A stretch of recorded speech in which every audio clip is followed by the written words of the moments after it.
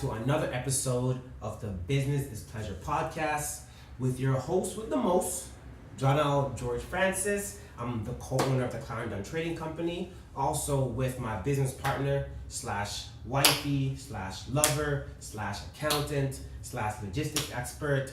You're like everything mixed up into one, babe. Colette Monique Liebert. And if you guys don't know, we'll give you a quick synopsis of what is Business is Pleasure. So this is where we take the time to review our week, things that went well, things that didn't work so well with our business, and it's just some time to like have a little recap with one another, you know. And of course, we try to like give you guys some information on how to help you with your vintage reselling company or your reselling company as a whole. But the best way we start off every show is, how was your week? My week was good. We had a pretty busy weekend.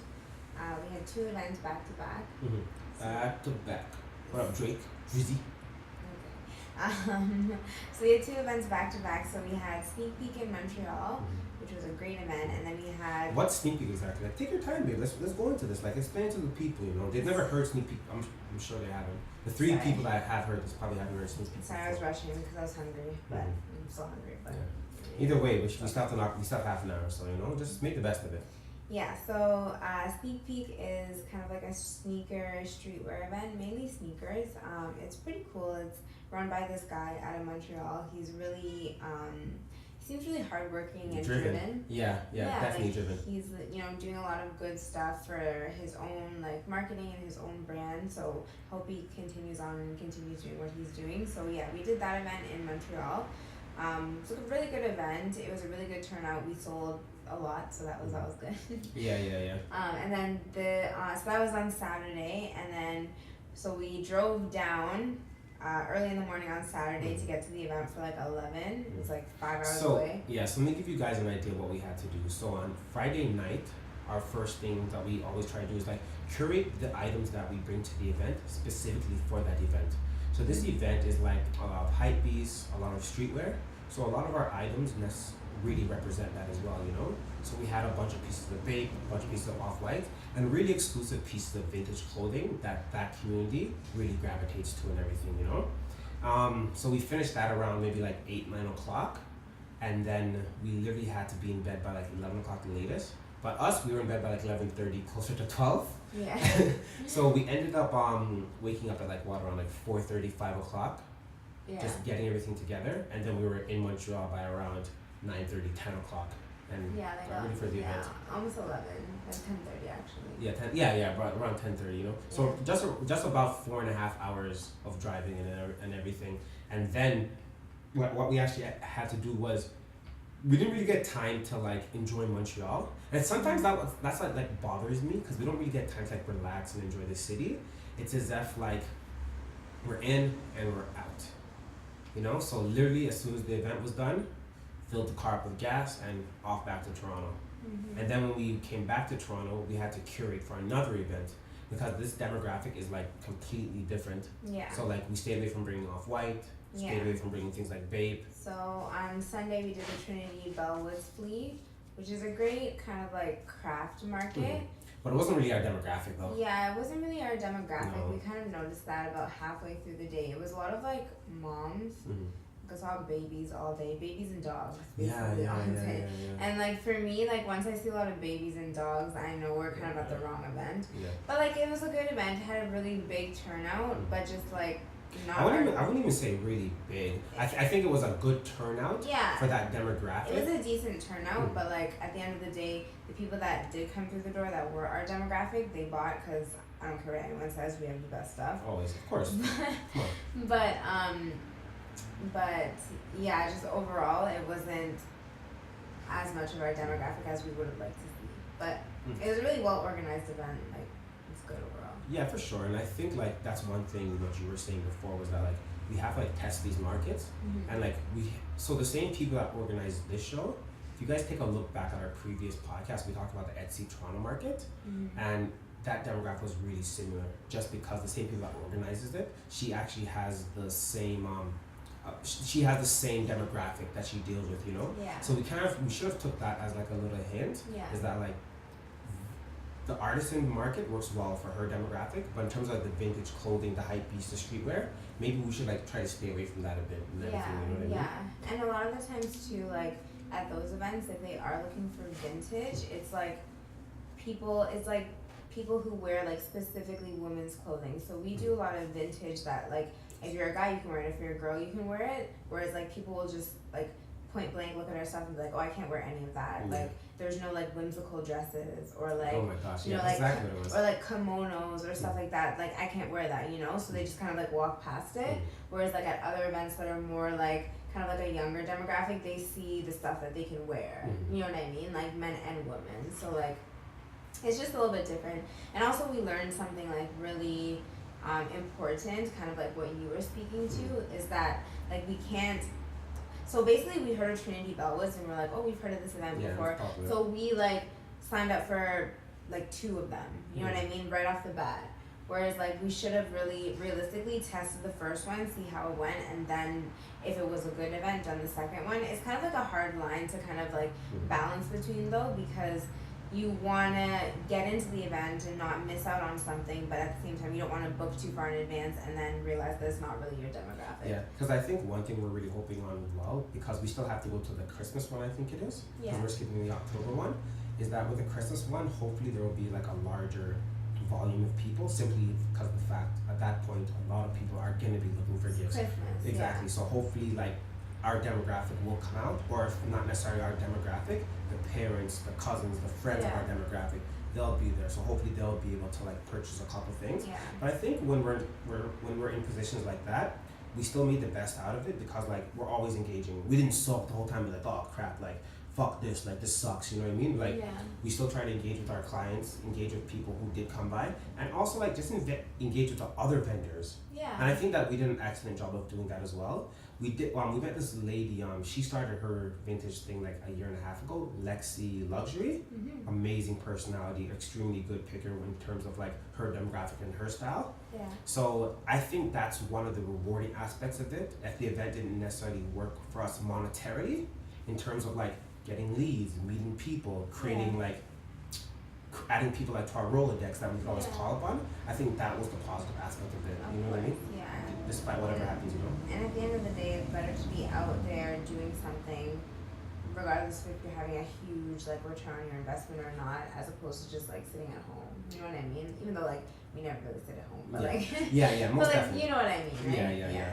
And it's like we're able to like create content, able to talk to people, like, you know. And I think the good part about us doing the events is because I'm sure you guys already know we have a 3-tier system.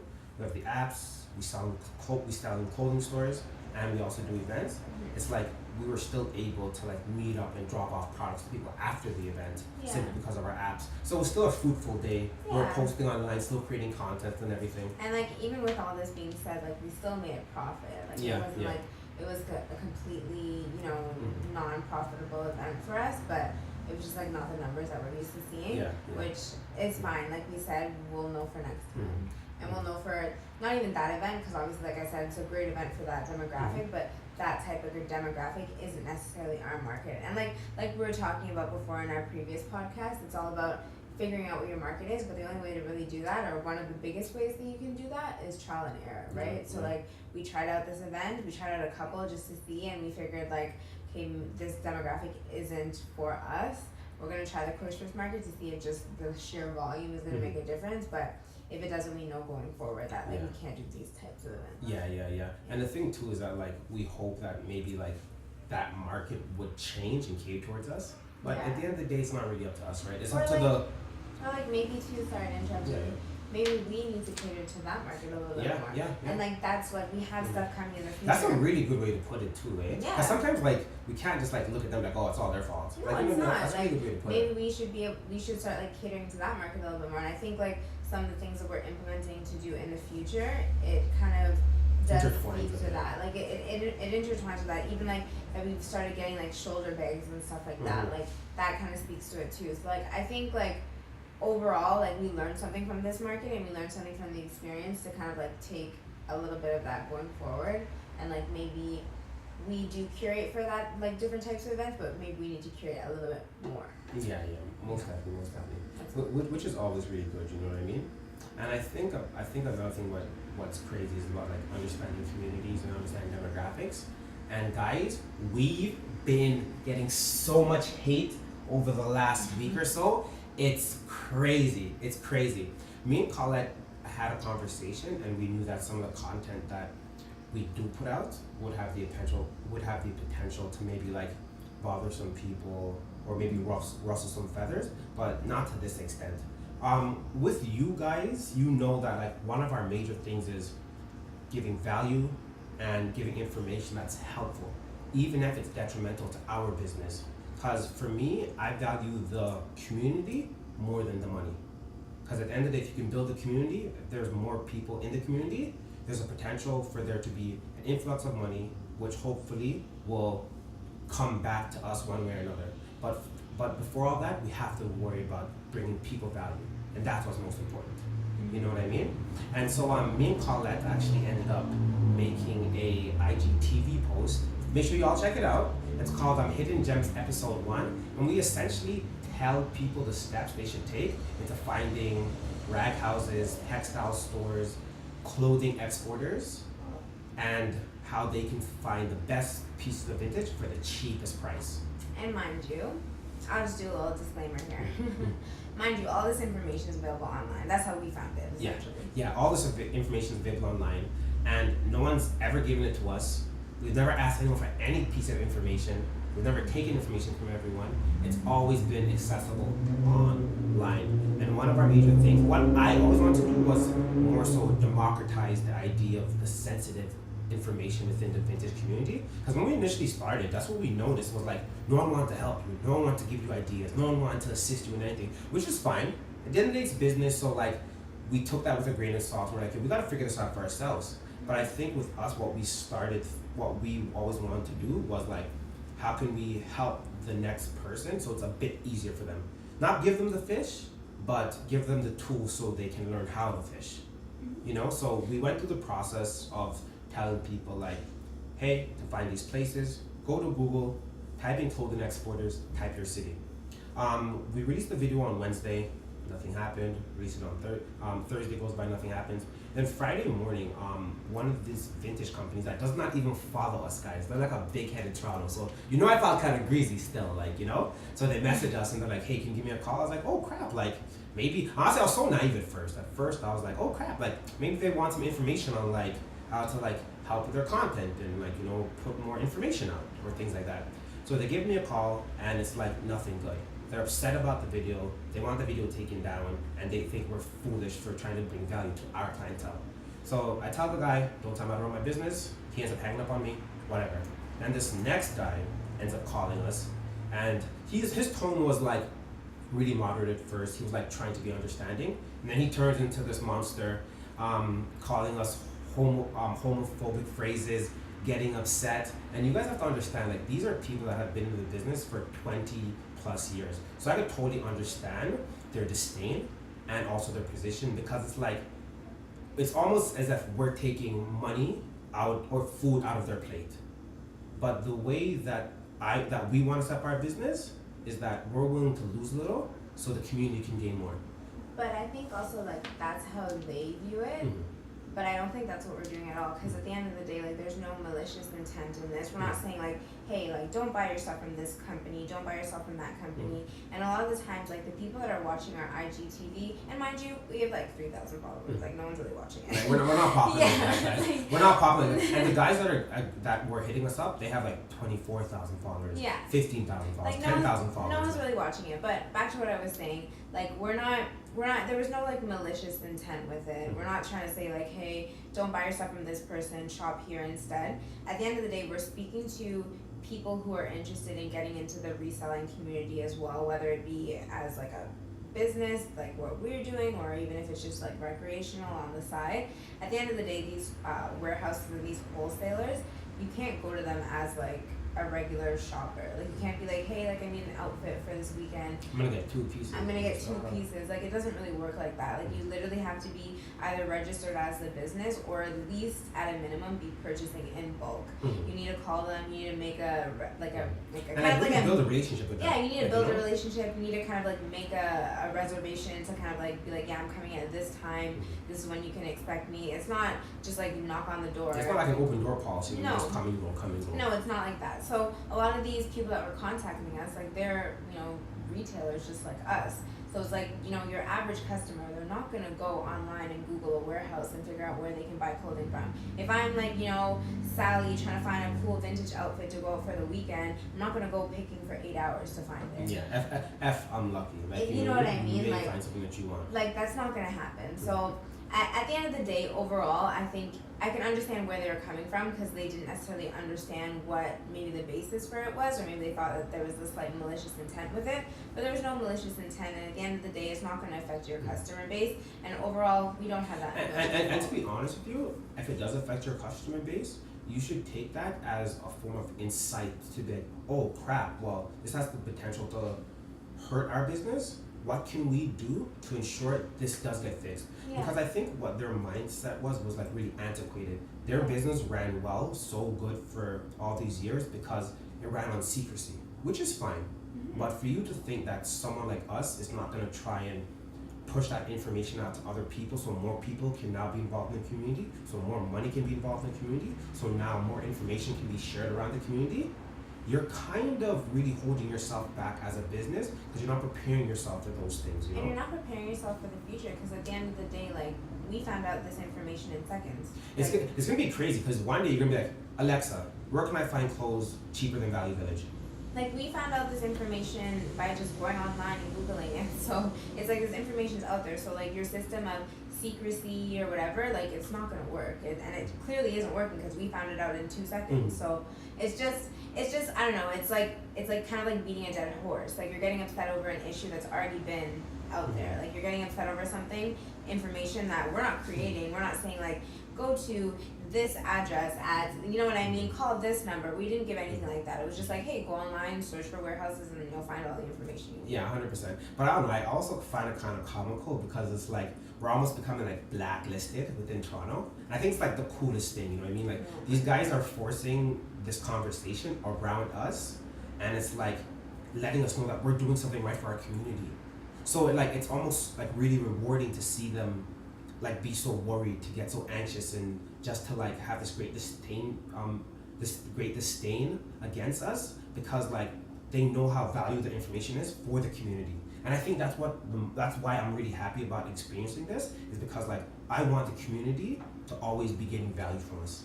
And if they're not getting value from us, we're not doing our job. If we're not pissing someone off, if someone is not feeling threatened, then maybe the information that we're giving isn't the best. I'm not gonna say that every time we're gonna do something to like bother someone and someone gets mad, but for them to like react this way, we know that it is valuable information, and our clientele definitely are gonna appreciate it. Yeah, for sure. Like, but overall, I feel like I personally feel like it's kind of been blown out of proportion. But you always say like you kind of gotta make some enemies along the way. So. Yeah, man. Like without enemies, you'll never have success. And at the end of the day, like they're not our enemies. Like they're creating their own enemies. Like yeah, I still want to say hi to you guys. Like I don't know. I think it's cool. Like this is business. Like this is a sport. This is competition. Like at the end of the day, like this is going to happen to us. There's going to be someone that's like doing it better. Yeah, doing it better than us. Then they realize like, hey, like this is how we can get some market share. This is how we can get some relevancy within the community. This is how we can give back.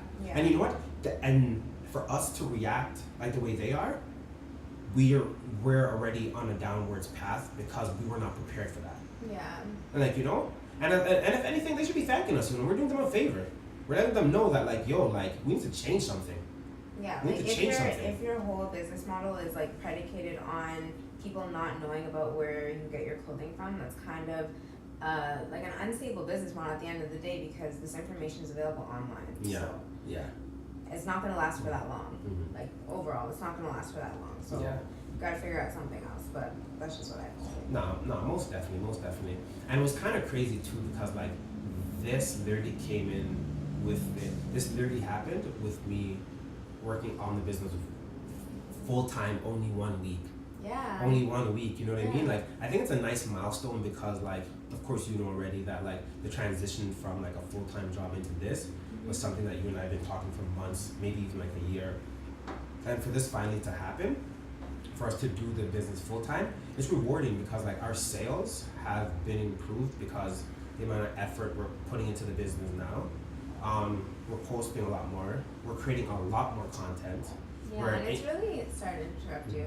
I just feel like I need to before I forget. It's really interesting to kind of see the change in, like, our sales have gone up fairly, I wouldn't say drastically, but our sales have gone up a noticeable amount in the time that you've been doing this full time, and it's simply based off the fact that we've been posting more, we've been engaging more, creating more content, creating like advertising. If you guys not remember our marketing plan from like 10 episodes ago that we did not want to start, we were so unsure about. Yeah. Now it's just that like with the time being there, it's like why not? Let's do it. Like yeah, and like cares? Creating like a variety of different ways to like engage with our community, and I think it's really nice and it's exciting, and it's a nice feeling to know that your added investment actually pays off, you know, and it pays off like instantly, just like that. So, and I think we would only been able to know that our system works by testing the system, and that's what we've been doing for the last 3 years. We tested the system on a small scale by doing it only an hour and a half a day, you know what I mean? But now we've ramped the system up and we're doing it like 6-hour days. Why would that not result in better results? Yeah. You know what I mean? So I think that's really, really good. And like the best part about it too is that like there are so many areas that we have to improve on, you know what I mean? The business is far from perfect, far from running as efficiently as it can. Yeah. So I think it's nice to know that like, yeah, we're here now, but where can we go next, you know? Yeah. Like this, everything that we're doing with the social media, like a year ago, we weren't doing any of this. No. You know what I mean? We had like, we're on like one app and like we would post on Facebook like once, or like Instagram like once a week. Like you know what I mean? Yeah. And now like we've literally doubled down on everything, guys. Like we're literally posting on Instagram highlights 10 to 15 times a day. We're posting on our story our timeline actually once a day. Then we're also doing promotions on bringing people to our podcast while bringing people to our website. Then we're doing influencer marketing as well. We're sending products to influencers. They're helping us out by bringing us new clientele in to bring value to them. Yeah. And like, you know, and then we're actually trying to expand the business into like a women's line now. I think it's nice that like we've set such a good foundation that has enabled us to come to this point, you know. And also we would have never been able to do this without actually trying. Yeah, And I think that's the thing that was kind of crippling us in the beginning, is that we were so afraid to try because we were striving towards perfection. Yeah.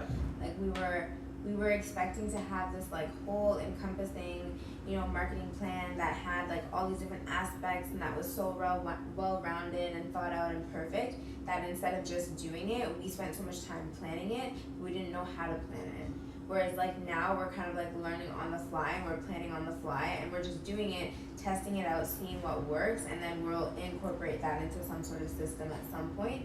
But I think we do have a pretty good system right now. It's obviously not like set in stone. There's still areas for some like change and variability, but I think like that's kind of how it has to be, because like think about it, even like in reference to like the Facebook or Instagram algorithms, they change so frequently. Yeah. So it's like there's no point in having something set in stone when in like a month or a couple of weeks the algorithm may change and that's not favorable anymore. I know, I think it's kind of crazy because like you're inadvertently talking about adaptability.